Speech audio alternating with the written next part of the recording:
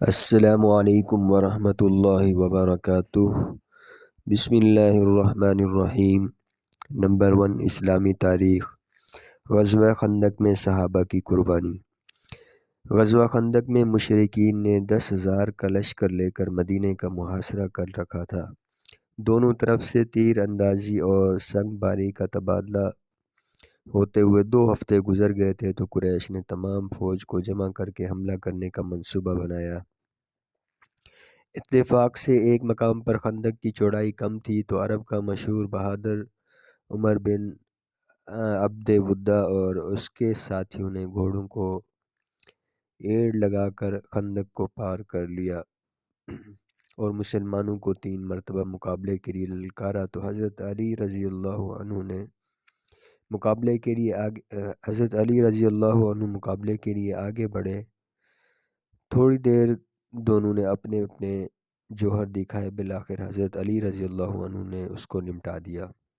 یہ منظر دیکھ کر مشرکین پر رعب طاری ہو گیا اور مقابلے کی تاب نہ لا کر بھاگ گئے۔ حملے کا یہ بڑا سخت دن تھا۔ کفار و مشرکین کی طرف سے نیزوں اور پتھروں کی بارش ہو رہی تھی۔ چنانچہ ایک ماہ کے طویل محاصرے کے بعد اللہ تعالیٰ کی غیبی مدد آئی اور ایسی ٹھنڈی و تیز ہوا چلی کہ ان کے خیمے اکھڑ گئے۔ لشکروں میں افراتفری مچ گئی۔ موسم کی سختی، کھانے پینے کی قلت کی وجہ سے وہ مجبور ہو کر بھاگ گئے۔ نمبر 2، حضور صلی اللہ علیہ وسلم کا معجزہ، دانتوں کے درمیان سے نور نکلنا۔ رسول اللہ صلی اللہ علیہ وسلم کے سامنے کے دونوں دانت کشادہ تھے۔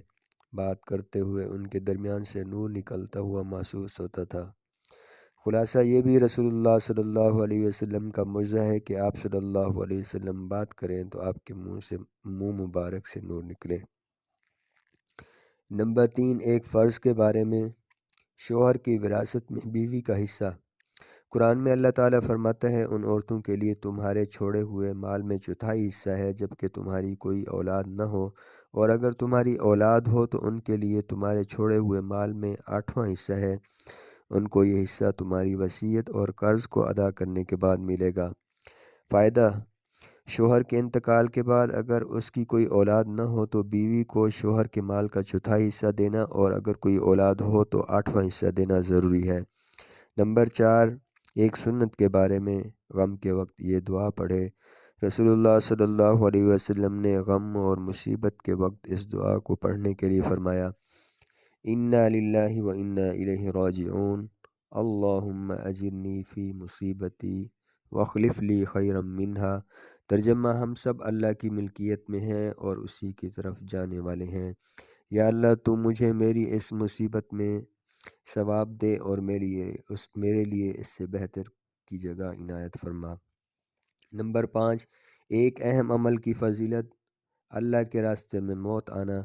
رسول اللہ صلی اللہ علیہ وسلم نے فرمایا، جو اللہ کے راستے میں قتل کیا جائے یا اس کو موت آ جائے تو وہ سیدھا جنت میں جاتا ہے۔ نمبر 6، ایک گناہ کے بارے میں، سرگوشی کرنا۔ قرآن میں اللہ تعالیٰ فرماتا ہے، ایسی سرگوشی، خفیہ مشورہ صرف شیطان کی طرف سے ہے جو کہ مسلمانوں کو رنج میں مبتلا کر دے، اور وہ اللہ کی مشیت اور ارادے کے بغیر مسلمانوں کو کچھ بھی نقصان نہیں پہنچا سکتا، اور مسلمانوں کو اللہ ہی پر بھروسہ رکھنا چاہیے۔ نمبر 7، دنیا کے بارے میں، آخرت کے مقابلے میں دنیا سے راضی ہونا۔ قرآن میں اللہ تعالیٰ فرماتا ہے، کیا تم لوگ آخرت کی زندگی کے مقابلے میں دنیا کی زندگی پر راضی ہو گئے؟ دنیا کا مال و متاع تو آخرت کے مقابلے میں کچھ بھی نہیں، یعنی مسلمان کے لیے مناسب نہیں ہے کہ وہ دنیا ہی کی زندگی پر راضی ہو جائے یا دنیا کے تھوڑے سے ساز و سامان کی خاطر اپنی آخرت کو برباد کر دے۔ نمبر 8، آخرت کے بارے میں، جنت الفردوس کا درجہ۔ رسول اللہ صلی اللہ علیہ وسلم نے فرمایا، جب تم اللہ تعالیٰ سے سوال کرو تو جنت الفردوس کا سوال کیا کرو، کیونکہ وہ جنت کا سب سے افضل اور بلند درجہ ہے اور اس کے اوپر رحمان کا عرش ہے اور اسی سے جنت کی نہریں نکلتی ہیں۔ نمبر 9، طب نبوی سے علاج، سفرجل سے دل کا علاج۔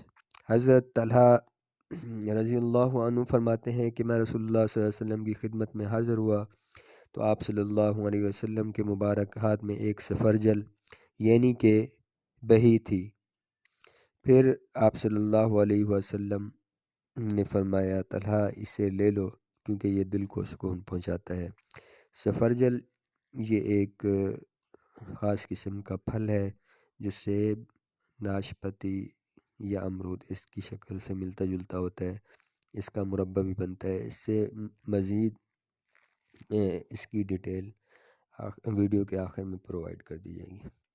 نمبر 10، نبی صلی اللہ علیہ وسلم کی نصیحت۔